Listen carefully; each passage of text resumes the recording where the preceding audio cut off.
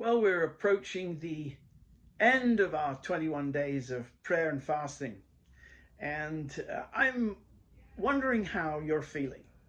I'm wondering if you started well with great excitement and now you're tired and it's time to come to an end. I wonder if you're disappointed when maybe you expected things or hoped for things that haven't quite been fulfilled.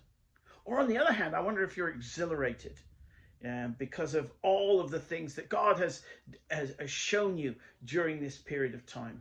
I think it's possible that we have experienced all three of those and everything in between in the course of the 21 days. I know that for me, the arrival of a puppy in our house has really somewhat disrupted the plans that I had and made me have to make adjustments which have left me sometimes a little disappointed. But on the other hand, when I go on the Facebook new community, I have been exhilarated. I have been so excited to see all of the different things that people have shared. Songs, verses, ideas, and responses. They've been absolutely great. And that's one of the reasons why we're going to keep the Facebook community going. I think people have realized that it is private and it is precious. And I hope that it will be a contribution to increasing the way in which we're able to experience community in these challenging times. But I want to urge you and urge myself to finish well, to finish this time. Don't get discouraged. I was reading in my devotion this morning, Galatians chapter 6 and verse 9. So let's not get tired of doing what's good. At just the right time, we will reap a harvest of blessing if we don't give up. Those last four words really impacted me this morning. If we don't give up. Because I think that applies to so much in our walk with Jesus, in our everyday lives. If we don't give up. So sometimes it's so easy to give up or settle for, okay, well, I guess that's just good enough. But I don't think anything's ever good enough for Jesus.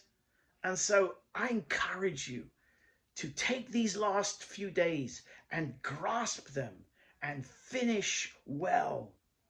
Because at the end of a 21-day prayer and fasting, we come to feasting time. That's so often in Scripture, we see that the fasting time was ended with a feasting time.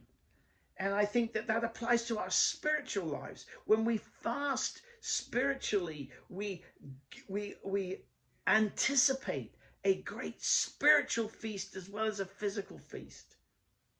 On this Sunday, we will be celebrating God's great dream, the church, and we will feast together. I urge you, don't give up. Finish well. Let's not get tired of doing what is good. At just the right time, we will reap a harvest of blessing if we don't give up. So I'm praying for myself and for you that these last few days are the best few days.